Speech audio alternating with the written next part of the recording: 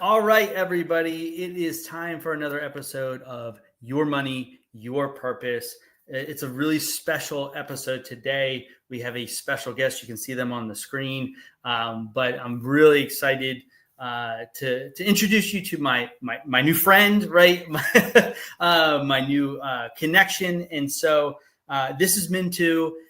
She is a burnout coach. She's a coach in general, but that's one of the things that she focuses on. And we're going to talk a little bit about today because that definitely plays a role in your money, right? Perfectionism, burnout, always chasing the career, chasing the dollar. And so I'm really excited about today's conversation. And so without further ado, Minh-Tu, how are you doing? Thank you so much for returning the favor and being on my podcast this time around. And so how are you doing? I'm really good, Billy. And thank you so much for being here. And yeah, if anyone hasn't had a chance to listen to Billy on my podcast yet, it's called the Higher Alignment Podcast. But we also had a great talk about limiting beliefs around money and abundance and success and what that means. So definitely check it out. But I'm so happy to be here and to talk with your audience. So thank you for having me. Yes. It was funny. I think we talked about it on your podcast, like how we met through the power of social media and LinkedIn and stuff like that. And you start seeing people's stories and hearing that and hearing what they do. And we just kind of connected and we're like, hey, a lot of what we talk about there's a lot of alignment there. Right. And in the story of burnout, and we'll get into this, but the story of burnout, perfectionism, all those things doesn't just impact your money, it impacts every aspect of your life. But before we get into that, let's talk a little bit about you, right? Tell the audience a little bit about you, what you do, that whole thing. Let's start there first. Yeah. So like you mentioned, what I do now is I'm an executive burnout coach. So I help high performers and executives essentially rewire their relationship with burnout and stress so that they can become more productive and really just get in touch with the joys of life again. Like, I don't know if you see that, but I know my clients, it seems like the higher up the totem pole they get, the further disconnected they become with the things that make them happy and the things that bring them peace. And then it starts to feel like this choice, like I either have a successful career or I have a happy life. And it's like, whoa, like those two need to be happening together. Otherwise, that's not the reality of it. So I coach that from a standpoint of being burnt out. And the reason that is because that was my life. You mentioned perfectionism earlier. I always say I am a recovering control freak and perfectionist, and I spent 9 years previously in the auto industry. And so for anyone who knows that, it is cutthroat and it is grimy. And, I hustled my way into a management position within a matter of a couple of years before I was 30 years old. And, I would say I did everything everyone told me to. I was making multiple six figures, had a great career. I had great friends, great family, still do. But I found myself waking up every day saying, is this it? And I was consumed with anxiety and dread. And like at that time, I thought that was normal. Like I would only get maybe 3 to 4 hours of sleep about half of the week. So only 3 to 4 nights a week of full sleep. I was throwing up once a week from stress. I thought it was dietary issues. And so I was changing up my diet. I'm allergic to this. I'm allergic to that. Once I healed my burnout, it went away. I was irritable. I was snappy. My relationships were suffering. And I was just like, this doesn't make any sense. Like, how come I did all the things everyone told me to? I had all the shiny things, all the nice cars, how all that stuff. But I still didn't feel happy inside or even just content, not even happy, just content. And so when I got to that point, the other thing about it, I'll say is when I was asking myself, is this it? That was also followed up by a lot of criticism and judgment and shame because I felt guilty for even asking that question. Like if most people were looking at my life, they'd say, wow, she's got it all. Like, how dare you complain and not feel happy or question if this is it?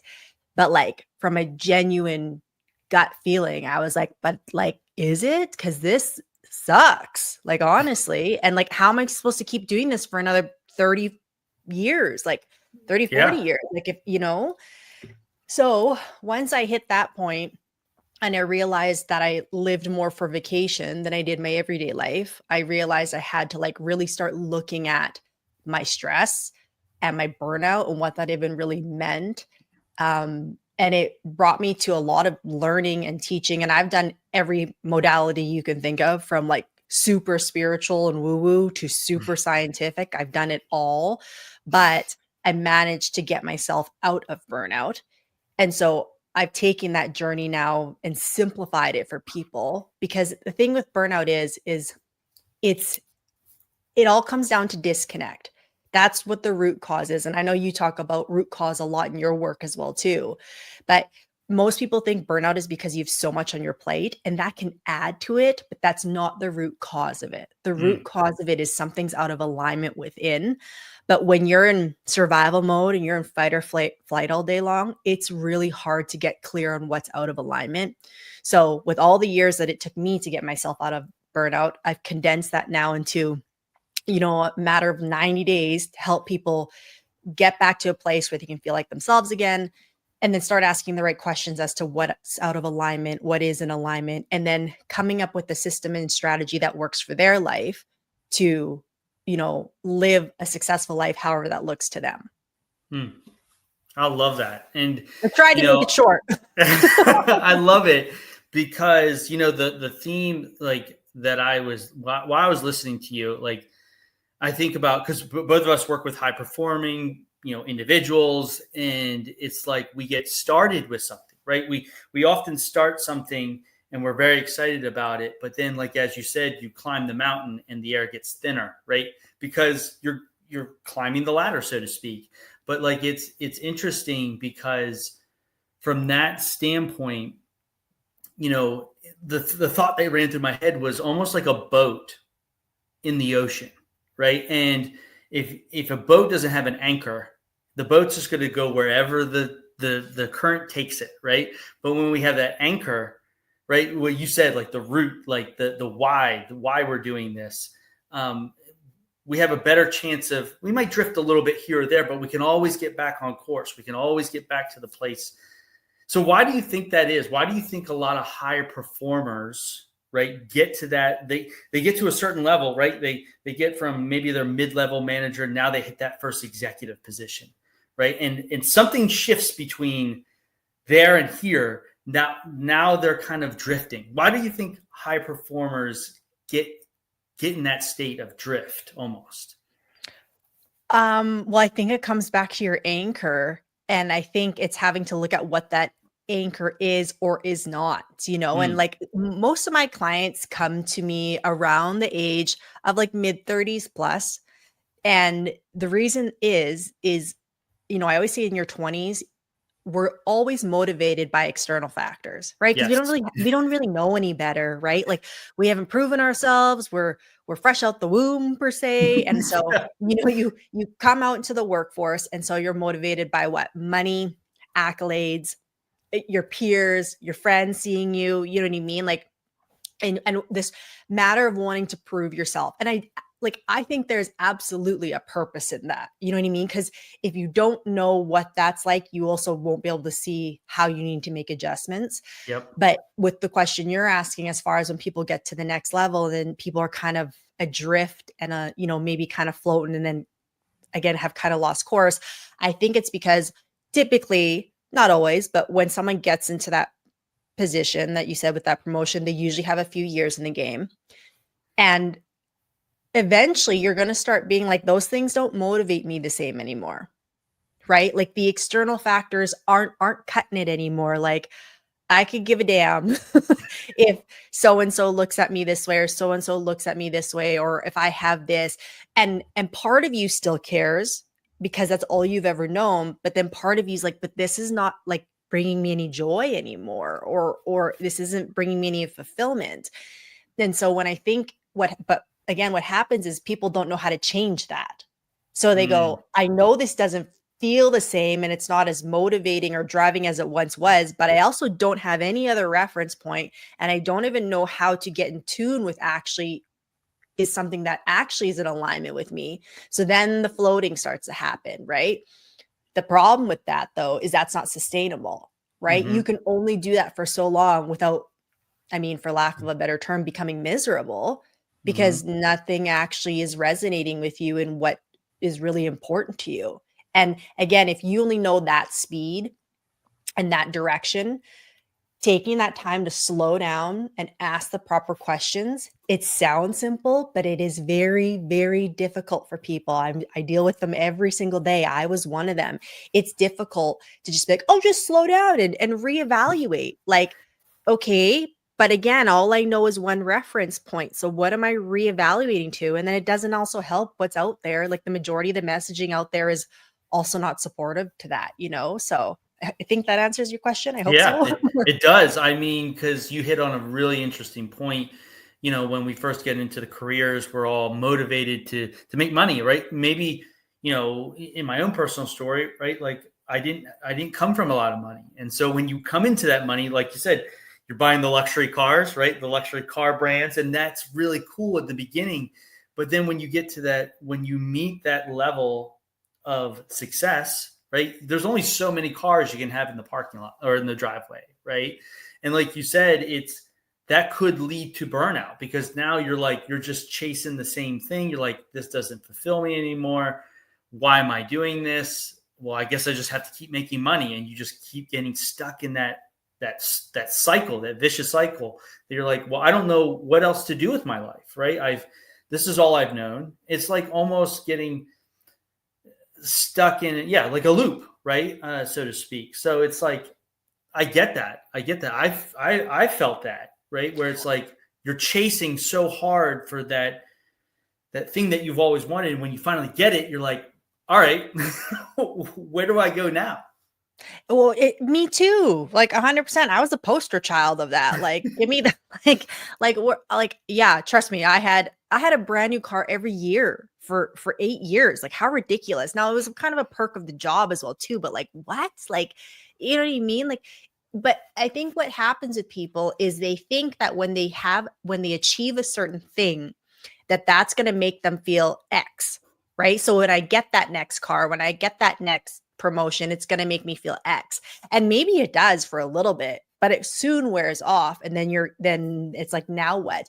And, and I don't even think there's anything particularly wrong with that, because that's just a natural part of human ambition. Is if you want to grow and be someone who's constantly growing, you kind of do need another goalpost, you know what I mean, that you're working towards. Hmm. But I think it has to be balanced with knowing that that's not your end all be all. And most importantly, that doesn't define who you are as a person. You can still have ambition and go after these goals and want to achieve, to push yourself, but know that that goal isn't proving your worth or justifying who you are as a human being. And I think that's the very subtle caveat that people have to take into consideration, right? Yeah, I love that because it's like you can use that goal, right, as a mile marker, right? Like you're driving down the road, like you have certain mile markers, and you're like, okay, I'm at this mile marker, and it's a great indication, but it shouldn't be the destination. It shouldn't be what clearly defines you as a person or brings you value as a person. It's just, hey, that's an indication that I'm on the right path. And I love that you said that. I want to bring up this because I think this is, just obviously, hearing your story, listening to that, one thing that kind of stuck out to me. And I think, you know, a lot of people think that they're going to see some big flashing sign, right? That there's burnout ahead, right? And often burnout or that feeling of it isn't always loud. It can look very quiet, right? It can look disconnection, like you said, resentment. So why do you think that high performers often miss these signs? Ooh, that's a good one.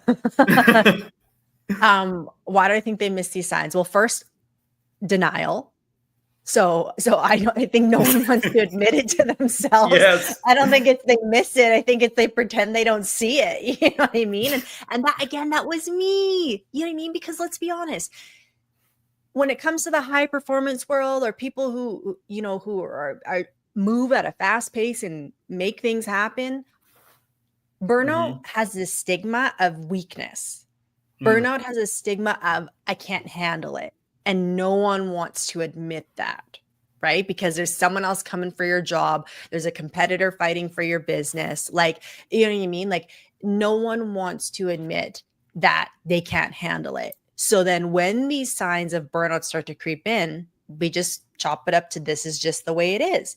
mm, I was supposed to wake up with anxiety every day. That's what high performers do. I wasn't supposed to sleep throughout the night every night because I was worrying about the next deal or if the bank missed anything. That's what high performers do. Like I tricked myself into believing this, right? Also, I think most high performers, I can speak for myself, but I think most of them, like the things that make you a high performer, um, not the only things, but a lot of the traits that most of us have are things we've done our entire life towards everything. There are strategies we learned as kids to mm. survive in our household. So we don't really know any different than these modes. So then when the byproducts of these modes come up, again, breakdown in the body or the constant overthinking, the brain fog, the tightness in the body, the clenched muscles, the clenched jaw, the rumination, the snappiness and irritability. It's like, but this is just all we know. We've never been any different because those things that have driven us to be high performers is something we've lived with in our entire life. So a lot of people don't even realize that they can like take deep breaths during the day. Like this sounds ridiculous, but I've had clients being like, once they started working me for a couple weeks, they're like, I haven't been breathing for half the day. And I'm like, oh yeah. They're like, yeah, now that I've like taken the time to start working through this, like I wasn't breathing before. So like felt normal though to them. So they didn't know, hey, maybe I should take a look and do something about this, right? And then now that they're actually getting oxygen like on a consistent basis, things have changed a lot, right? So I think that's the main reasons they miss it is A, they don't even know that what they're going through is abnormal, or B, they're pretending it's not there. Yeah. Wow. How funny is it? It's such a simple task as breathing, right? Is such like a concept that could just open your eyes to another world, right? Like I literally have my wife put on my computer. It's literally a box. It's for box breathing, and it's a Mm. reminder to take breaths, right? Yeah. Because you're right. It's crazy. I do a lot of wellness events for corporations, and I always start off with just like 5 minutes of breathing just to kind of bring people to the present moment. And people struggle. And when I say struggle, like within 30 seconds, they're like opening their eyes, like, we're still doing this. And then like at the end, I remember I was at one specific event and this girl came up to me. She's like, oh my God, it felt like that just went on forever. It was so hard for me. I'm like, do you know how long we did it for? She goes, what? I'm like, 5 minutes. She's like, 5 minutes? I'm like, yeah, she felt like forever. But she struggled because she could not do the breathing. And it's like, you can't breathe consciously for 5 minutes. Like, no judgment, but like red flag, you know what I Yeah. mean? There's some things that need to change here. So Yeah, yeah. and just being able to be in your own mind by yourself, right? Mhm. Without the constant like I have to do this, I have to do this, I have to do this, which a Yeah. high performer is always thinking about. What am I doing next? What task do I need to complete next? What Yeah. deadline do I need to hit? And it's like just even 30 seconds spent alone with yourself is such a task, such a hard task because it's something they've never like sat with. And that's, I feel like that is probably a massive reason why we lead in, why they end up burning out is because like they haven't asked those questions. They haven't talked to themselves in a long time, a real conversation with themselves. Absolutely. Absolutely. Yep. Yeah. Yeah. So, you mentioned you're also recovering perfectionist as well, right? And you made a post the other day, I think it was yesterday, and you talked specifically about perfectionism and how it's draining our energy. And so, can Mhm. you unpack that a little bit? I don't think people understand truly what that means. That we're all, I mean, at such an early age, I feel like we're just, no matter where you come from, it's all about doing things right, doing them the right way, doing them perfect, not getting anything wrong. And so that leads to just draining our energy. So can you unpack that for a high performer? What does that mean to you? Yeah, definitely. And so like, I don't know how many questions you have after, but I could talk about this for a while. So you just interject when you need to. Okay. So I think where it's important to start is like what perfectionism actually is. So like when we think about perfectionism, obviously it's this concept of like we just want to do the best that we can and put out the highest quality of work, minimize our mistakes, you know what I mean? And how that usually presents itself is we oversee everything. We put our hands on everything. We rarely delegate. And we just, I know what I used to say is, well, no one can do it like me, Yeah. right? Like, Mhm. no one can do it like me, and I can handle it. So I'll just do it. So even if it's something that's maybe not a me job or my partner was supposed to do, or my colleague or something, I go, well, I can just handle it. So let me just do it. And then I know it gets done properly. Right. So Mhm. that's usually how it presents itself, or we over prepare, or we double check things 10 times, you know what I mean? And so again, perfectionism comes from a good place as far as like we just want to make sure we're doing the best for everyone, making it easier for everybody if we just like, make sure it's perfect. Mhm. First of all, there's no such thing as perfect, which we all know. Yes. Something that could look perfect to you could be a flawed to somebody else. So there's that. But the other side of perfectionism is this. Perfectionism is actually a defense mechanism. Mm. Okay. And the reason it is because we believe that if we are perfect, quote unquote, people will not see our vulnerabilities or our flaws. So we over prepare, we overdo, we overcompensate in the hopes that no one will see any of our flaws or insecurities. Okay. Now, what that then is rooted in is that the quality of my work is a resemblance of my self-worth, Mm. right? Yeah. So if I don't present this as perfect, then people are going to think something's wrong with me. And if Yep. something's wrong with me, that validates that little voice in the back of my mind that says, you're not good enough. Mm. Wow. Right. Yeah. I Yeah, know. When I realized Mhm. it too, I was like, oh boy. Okay. Right. And That so hits. it does. It does. Because again, recovering perfectionism or perfectionist here, right? And so I think it's important to understand where that comes from. It all stems from our childhood. And I know sometimes people don't like to hear this, like the whole like, oh, it all comes from our childhood. But like the reality that is that it does, guys. And the reason it comes from our childhood is because that's where we learn the ways of the world, right? And that's when we're the most impressionable. We don't have rational thinking minds as adults. So we are so impressionable.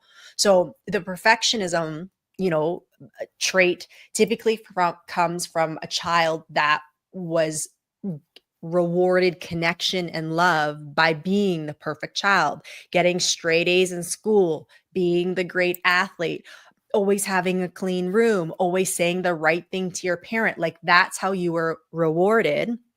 And so you do that all the time moving forward because like, okay, so this is how I get validation. This is how I know I'm worthy of love, of worthy of the job, worthy as a human being, is that I have to present as perfect, right?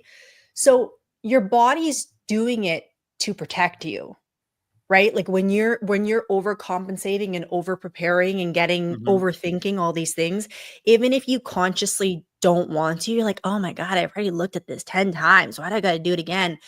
Your body's going, but did you do it enough? Did you do it enough? Because we want to make sure that you're protected, because if you don't do it perfect, then there's a chance that someone might reject you. And then that means we're not, it's this like subconscious craziness that's happening beneath the surface. Right. So just know that it's coming from a deeper rooted place than just like as an adult wanting to look perfect. It's coming from a 3-year-old that wants to just still be validated and connected with people, right? That's where it's really coming from. So I think that's really important. But the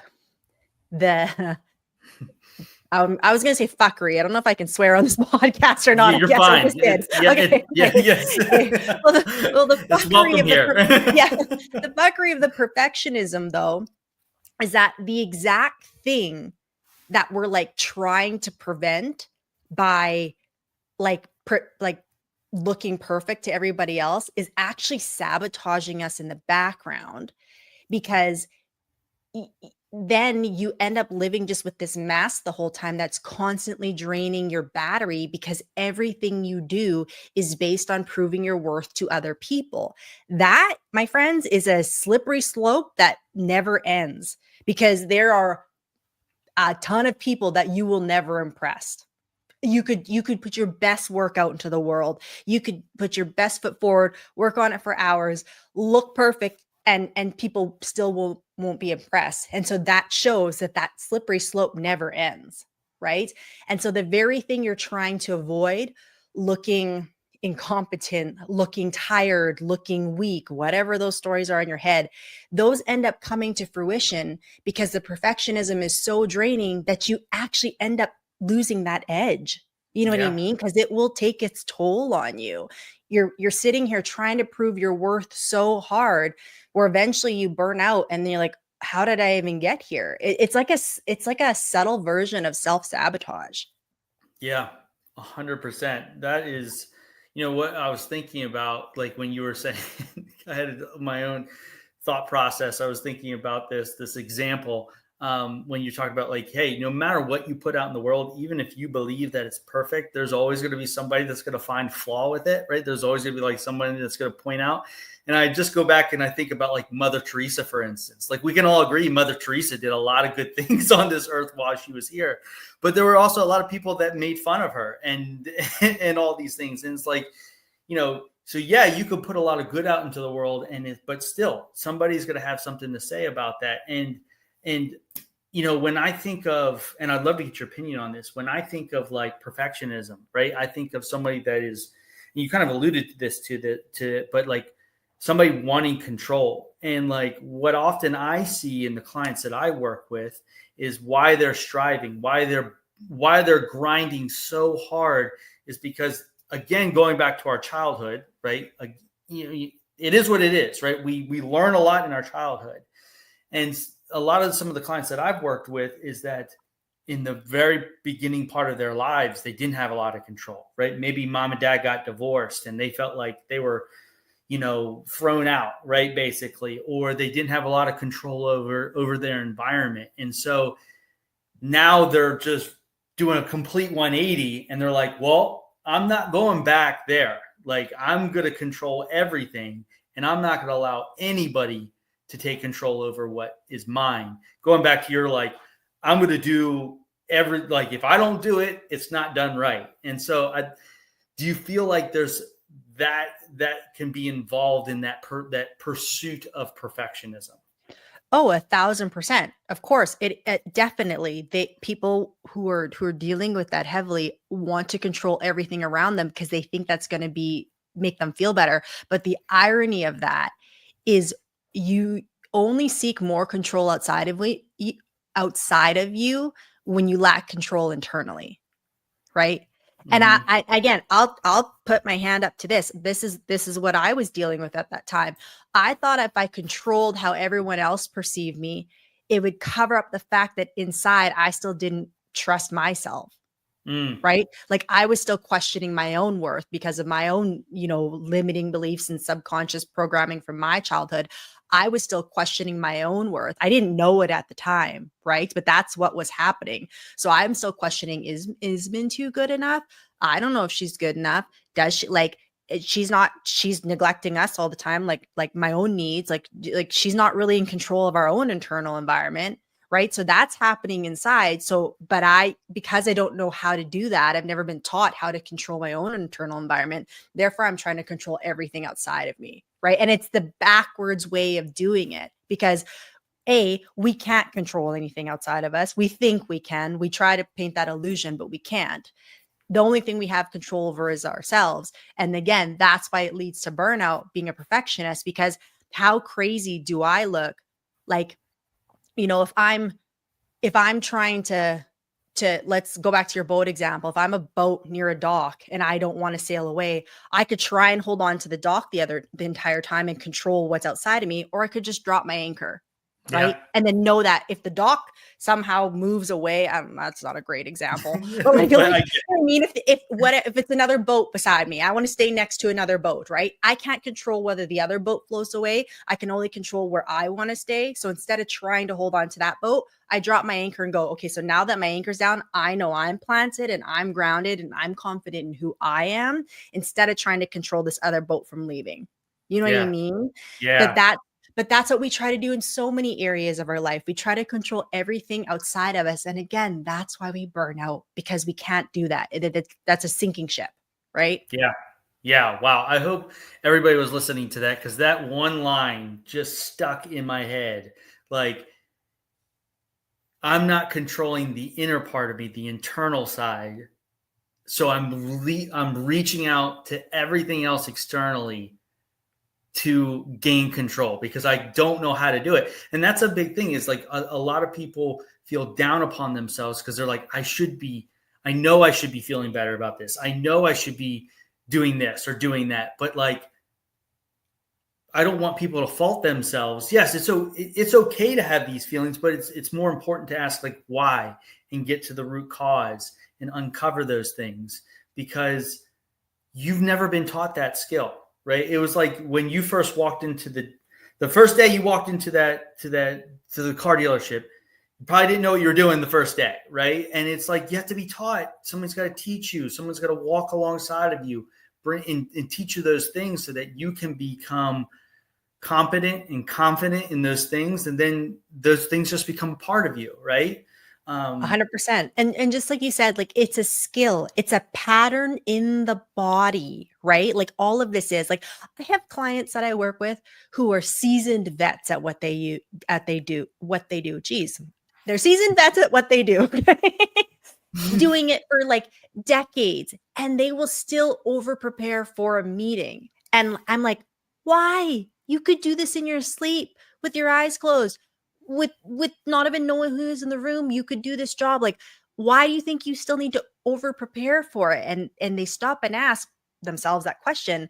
But it's not because they don't know the material and they don't know how to do it. It's because the pattern is, I'm never good enough. So I need to make sure I control something to prove my worth to whoever I'm about to do this presentation for, or whatever the case is. Right. Yeah. But you can train yourself out of that, just like you can train yourself to do a good job at something. And that's the other thing I want to say is like, ditching perfectionism doesn't mean you give up your quality of work. This is what I think a lot of people sometimes resort to. Like, well, if I'm not a perfectionist, does that mean my work suffers? No, absolutely not.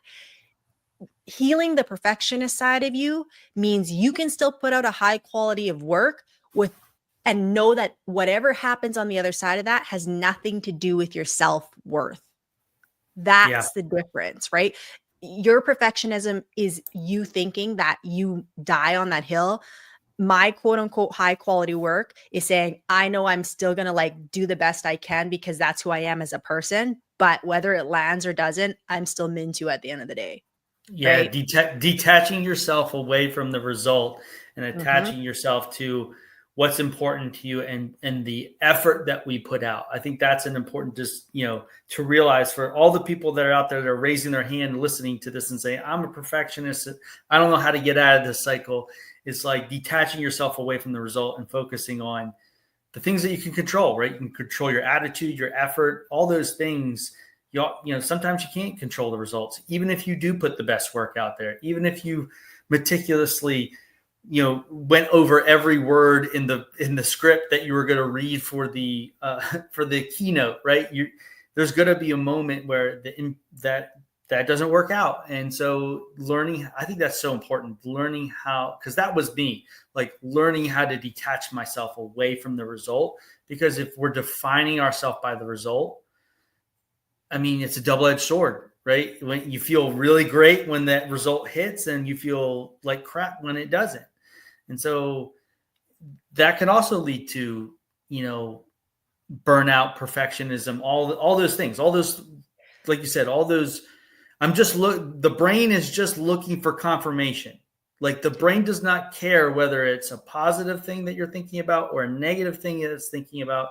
It just wants to confirm it. It just wants to confirm that bias. And so whatever you're feeding it is what, the results that you're going to get. Exactly. You nailed it. The detachment, right? And detaching from the outcome. And so again, are you wanting to focus on something that you could never control because you can never control what kind of reaction you get, or do you want to focus on something that you can control, which is putting your best effort forward and leaving it at that, right? It's Yeah. ultimately about like the first way sucks the joy out of life. The second way makes it a lot more sustainable. Yeah. 100%. So, question. So we kind of touched a bit on this, right? A little bit, but, for those that are listening, right, that don't know how to maybe really, look at the perfectionism versus healthy ambition. So, in your opinion, right? Because, like you said, you were a struggling perfectionism, person, and now you're on the other side of that, right? So, in your mind, what is the difference between healthy ambition and perfectionism, masked as productivity? I guess if that's a great way Mm. to answer that question. Yeah, that's a great question. I think it comes down to one thing. So if you're asking yourself that, like, well, am I a perfectionist or do I have healthy ambition? I think the defining question in that is, do you sacrifice yourself in the process? Mm, Right? So if your output and what you're getting done is at the sacrifice of your sleep, at the sacrifice of you taking a break, at the sacrifice of I just actually don't want to do this. This isn't even my job. Why am I doing it? If that's at the sacrifice of that, you're stuck in perfectionism. If you're taking on things because you genuinely want to and you have the capacity to, right? If you have the energy levels to get something done, if it's not taking away from things that are actually important in your life. You know what I mean? Like, do you know how many of my clients say that when they're in meetings, they go, if no one puts up their hand to take the task, I'll just do it because the silence is annoying to me. And I'm like, that's why you took that on? Like, yeah, like I'll just do it because I can and no one else is standing up. So I'll just do it. That? No, right? Because you don't even genuinely want to do it. It's not even in your role and it's taking a bunch of energy that you don't need to give up, right? But if it's something that's actually like in alignment with you and your growth and your path, then that's healthy ambition. But like again, if you're only doing it because no one else can or you think you should or like it's coming from that space, yeah, that's when you're going to burn yourself out. Like yeah. 10 out of 10, it'll happen every time. That is a perfect way to describe the, seeing the difference, right? Like you just said, it's all about like, when I'm in that task, am I fulfilled or do I feel like this is a slog, right? Do I feel Mhm. like I'm in the mud? And yeah, I mean that's the perfect way to describe that feeling. I think we've all felt that feeling at some point, one another. I feel like if you're human, you've felt that, right? For sure. For sure. And then I would add to that too, like and it's not like this is where you have to get really clear on what's important to you and what you're optimizing for though, right? Because no doubt sacrifice is still going to have to happen at some point. Do you know what I Yes. mean? Like if you're after a big goal, there you are going to have to make sacrifices. You might have to work a little bit later. You might have to take that extra phone call on the weekend. Like we're business people. We know that that's going to happen. But then again, is that sacrifice that you choose then in alignment with the Mhm. actual goal that you're working towards, right? Or are you doing it just because it's a default gut reaction that if I Mm. don't do this, someone's going to look down on me or someone's going to think I'm not doing a good job? Or like, is it coming from a fear place or is it like a fear scarcity place? Or is it coming from a place of no, this is genuinely a step in the direction of what I want out of life, right? Because I don't want people to listen to this thing, oh, I just get to say no to everything that I want. Like, no, everything has a trade-off, right?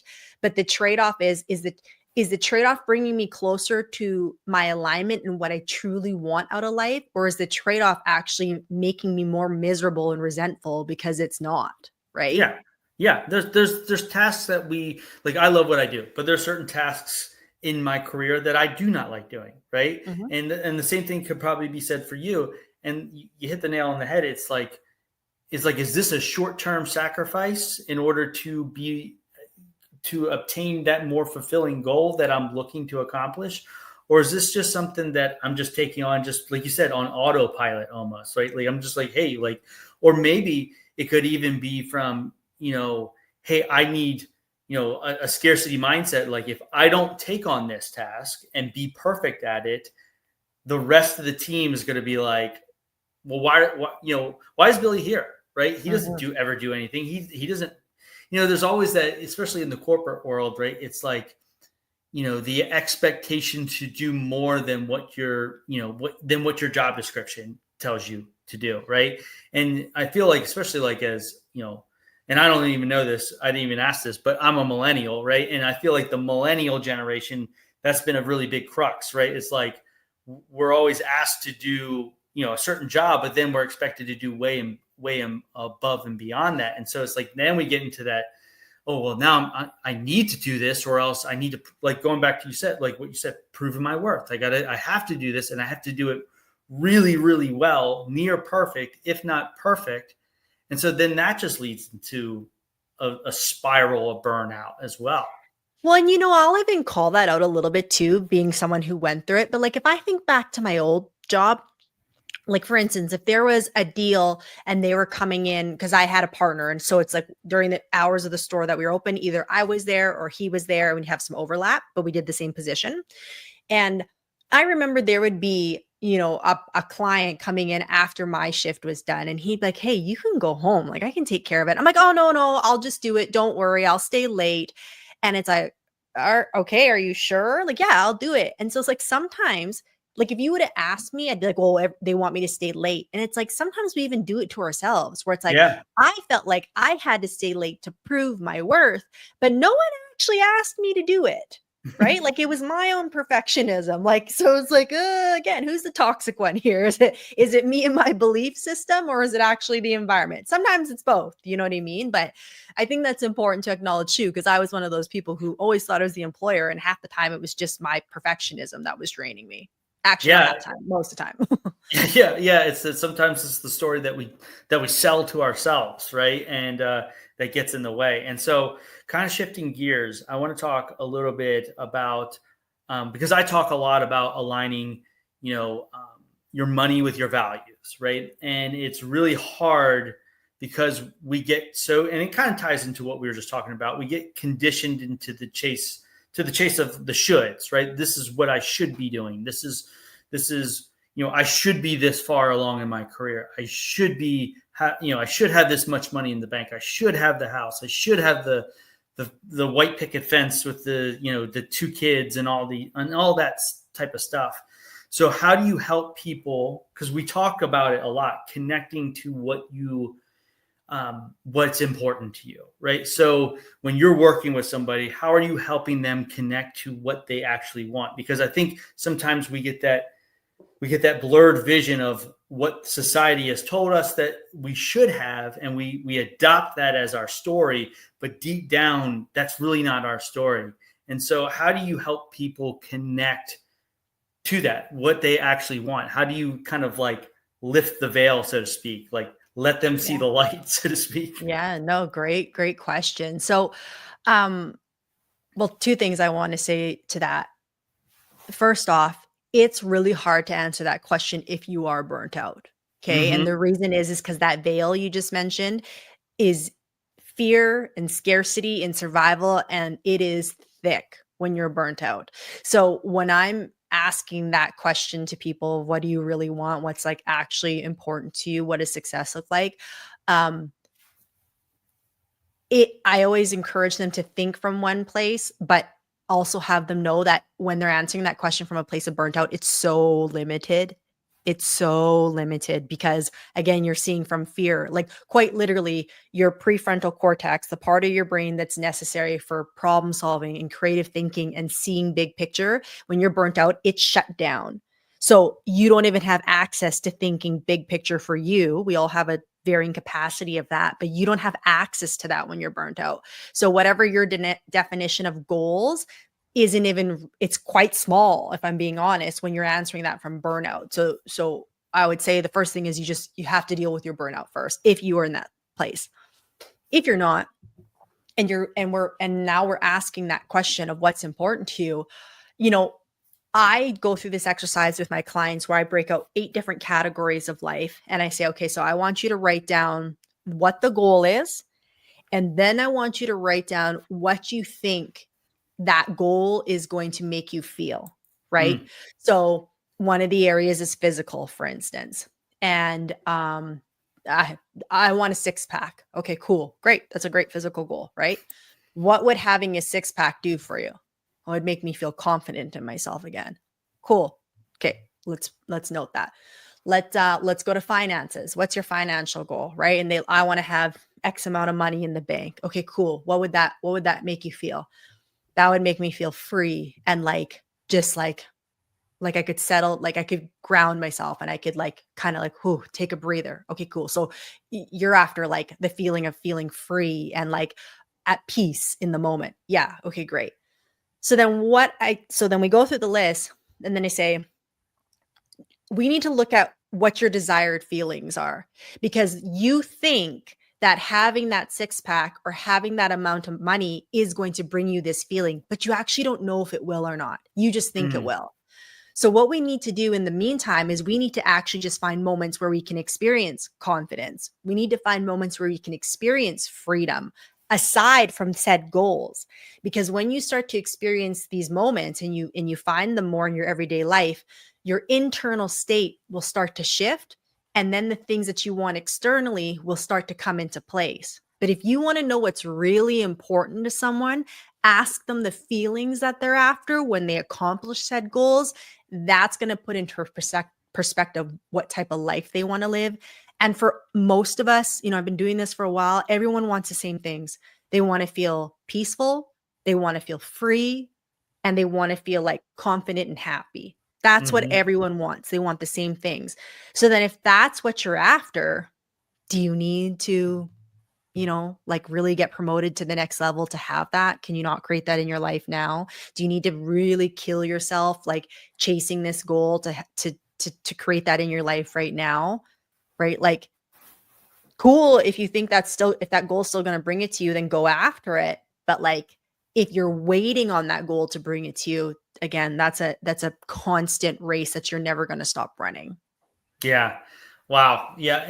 You brought up a really interesting point at the beginning, right? The burnout and being able to it's almost like you can't even see like the 3 feet in front of you, right? You're just like, I just need to get out of this room, right?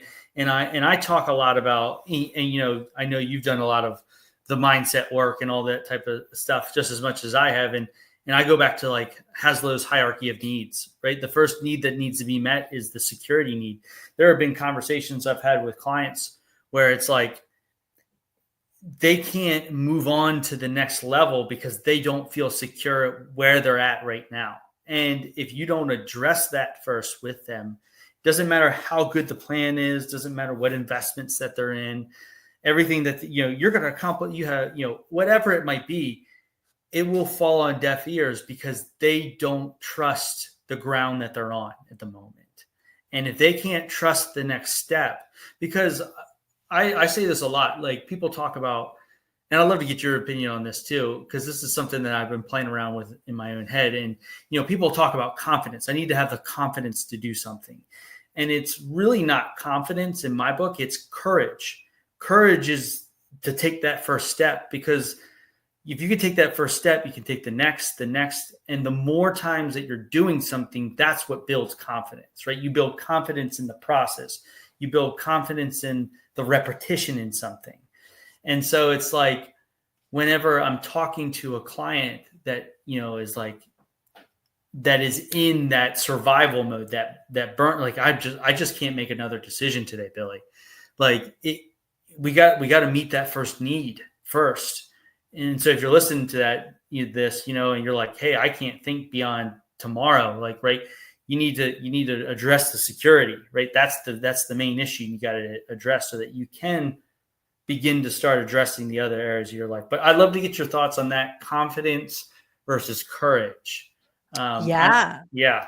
Love that so much. And I think you hit the nail on the head. Like I would say it's courage. And I'd take it one step further. And I actually just released an episode on my podcast today about this. And I would take it one step further and going, it's not just courage, it's capacity, Mm, right? Because yeah. because when you go back to that security piece, again, I come from an immigrant household. Everything's about security, right? When I told my mom I was leaving my multiple six-figure job, oh my She had God. a heart Like, attack. oh yeah. And I had to work on it I had to tell her like 6 months in advance to prepare her for the day. Like, ooh, okay. You had to have a deck slide, a Oh my PowerPoint. goodness, a presentation. I had to have backup in the room with me when I told her. So she like didn't like, you know what I mean? But it's back to that security piece is so many of us are looking for safety and security outside of us when again, Mm, it's an inside job. You can make all the money in the world, but if you have not found inner security, it will not be enough to make you feel secure. You know what I mean? And yeah. I've seen it in my past career, I was in a finance position. So and I worked for a high-end luxury dealer. I worked for Mercedes-Benz. So I'm seeing the top 5% come in there all day. And I'm asking them how much they make, what their assets are, what their bank accounts are. So I'm exposed to a high level of income. Okay. And I've seen clients who've made lots of money, generational wealth, be stingy. And I've seen people who also make a lot of money like max themselves out and can barely get approved on anything because they've spent it all. Do you know what I mean? Hmm. So again, doesn't matter how much money you make, the security has to come from within. And so when I say it's not just courage, it's capacity, to me, what that means is, and that's coming from a nervous system perspective. So how your body processes stress and handles stress.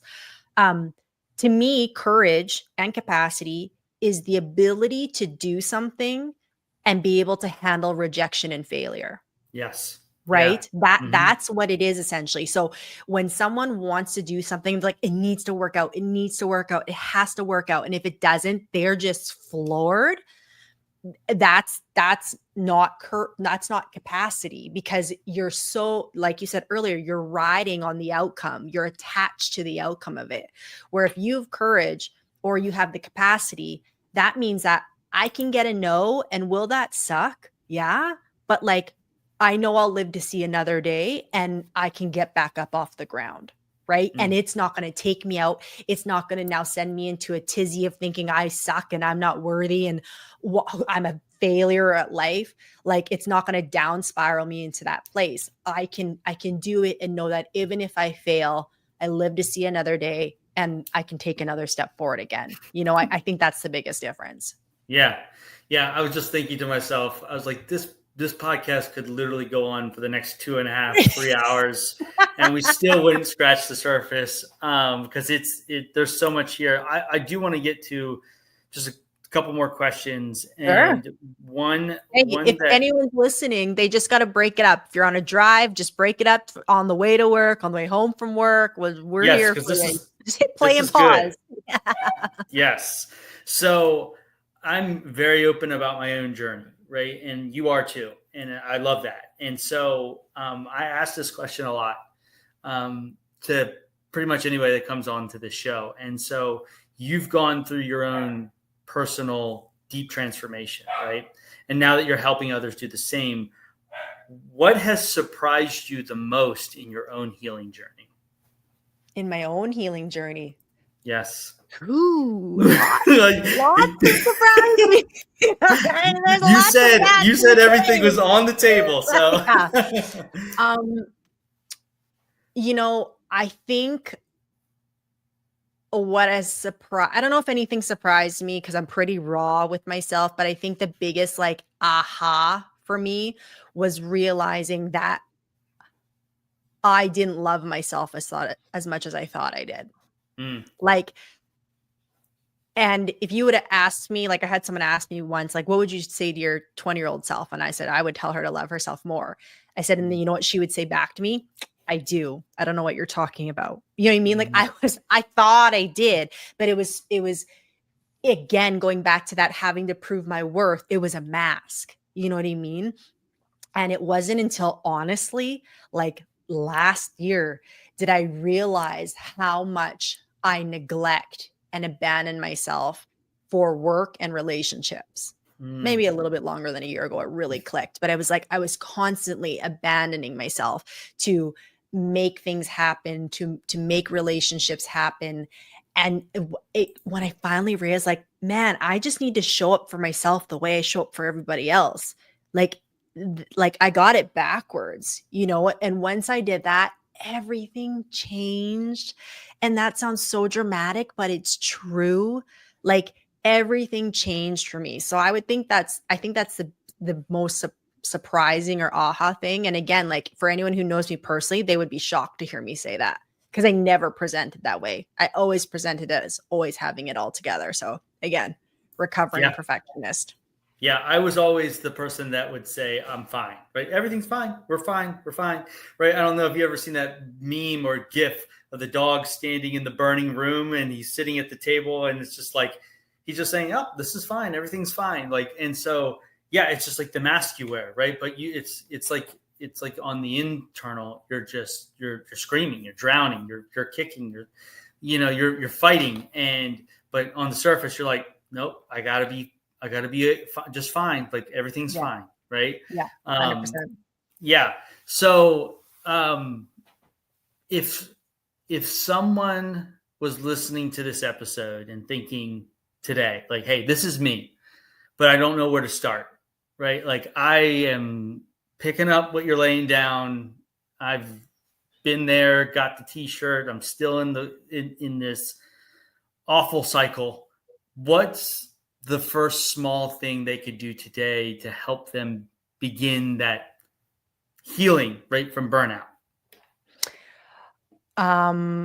Thing they could do for themselves or Yeah. okay. So if I could give you one piece of advice, obviously I have lots, but the most simplest thing is you need to understand how your body is currently processing stress. If you don't know how the machine works or what the machine's even supposed to do, you won't be able to make it more efficient, right? So the Mm. first thing is you need to learn how your body is currently processing stress. And then from there, we can adjust to making it process it more efficiently, which means then you don't hold the stress in your body, your mind as long as you are currently. And the simplest way to do that is start to understand your nervous system. There's tons of information out there, but you need to learn how to regulate your nervous system. And honestly, like, you know, shameless plug, but like ask for help, you Mm-hmm. know, and maybe that's not for me, maybe that's another coach or something else. But like the best thing I ever did was hire someone to point out my blind spots. You know what I mean? And I maybe not everyone's in that position, but also then if you aren't, find a way to make it happen. But like you don't need to suffer in silence. That's what I did for way too long, right? And so take it into your own hands and take the self responsibility of like, it's up to me to learn how I process my stress better. So study your nervous system and then get some help to point it out because you have your own blind spots. I have my own blind spots. I have my own coach, you know what I Mm-hmm. mean? That helps me through it. But like, it's the best thing you could ever do for yourself is to allow someone who's been in your shoes to walk you through the fire faster so that you can get back to living your life. You know what I mean? And living a life that feels peaceful and productive or whatever you want it to feel like. Mm. Yeah, and that's because I've done that, right? I've hired a coach, and for a long time I was doing everything on my own, and it's scary. It guys, it is a scary feeling to ask for help, right? But it is the most um, it's the biggest act of self-care you can do for yourself, and that single act of self-care leaches into the other relationships that you have, not just with people but with your job, with your money. Like it's really a domino effect. That first, just like, and it doesn't, like I said, it doesn't have to be either one of us. It could just be a friend, right? That could be your first step. Just saying, hey, like, I'm struggling with this. That might give you the confidence to then go talk to a coach, right? Somebody that is specialized in it. Just like you, right? You've walked the fire, right? You've been in you've been in the fight. You know what it's like. And I think that's, because there's a lot of coaches out there, but you want a coach that has sat on the same side of the table as you. I think that's important. Wouldn't you agree? Oh, 1,000%. Like I get this question all the time about the therapist versus coach thing. And no knock to therapists, they're great. But most, like with my clientele, therapists don't know what it means to go $150 and have to have all these targets on your head and a team to lead. They go, just slow down. It's not realistic. I can't just slow down. So Yeah. so then what else you got for me? And again, if they haven't walked your shoes and understand that pressure, they don't know how to implement that into your life, right? And for anyone who's a high performer or an entrepreneur or executive, whatever, you understand how important systems are in your business. There is a system happening in your body right now as to how you process stress, and there are systems that can make it much more efficient so that you're not draining yourself, so that you're not leaking out energy out the back of your battery, so that you can not only keep performing at a high level, but perform at a high level and actually feel peaceful in the process. It's possible. I promise you it is. Yeah. Wow. Yeah. That is a great way to end the episode. I mean, I'm sure we could go on for hours talking about, because I definitely would love to talk about how to deal with stress and stuff like that, because it's one thing to deal with all the other things that you have in your life, but man, today was an amazing episode. Thank you so much for coming on today. And like you said, go check out your podcast, but I don't want to steal your thunder. So how can the people that are watching today, listening today, how can they get, check out your stuff? You have great stuff on LinkedIn. If you guys are on LinkedIn, go check her out. But like I said, how can people get a hold of you and learn more about you? Yeah, best places to connect with me are LinkedIn or Instagram. It's just my first name, last name. Instagram is Minh-Tu_Lam. And then LinkedIn, just type that in as well. I'm sure, Billy will put my links in the show notes so you can find me. And then I have a podcast called the Higher Alignment Podcast. If you want to know a little bit about where I'm at as far as my beliefs are and how I'm coaching people and how I get people results, you can check me out there. And then, yeah, if that speaks to you, send me a DM. Love to talk with people, love to create community. My mission is to help people suffer less. So whether that's someone becomes a client or they consume my content and that helps them just a little bit more each day, then I've done my job. So please reach out, guys, if you want to just connect, and I'd love to hear from you. Yeah. I go check out her podcast, go check out her content. Like I said, Instagram, all the different platforms. But again, I appreciate your time, your energy today, your input, your expertise. I'm going to just say this on record. I just need to have you on again so that we can talk about some other topics that are I'm interested in hearing your expertise on. So maybe I'll get her to come on one more episode to talk about those things. But again, I appreciate your time today. Wonderful. Thanks, Billy. Can't wait for part 2. All right, everybody, have a great rest of your day. And like I say, always go make some good memories with your family, your friends. Your time is valuable, so make sure you go spend it intentionally. So anyways, have a good one. We'll talk to you soon.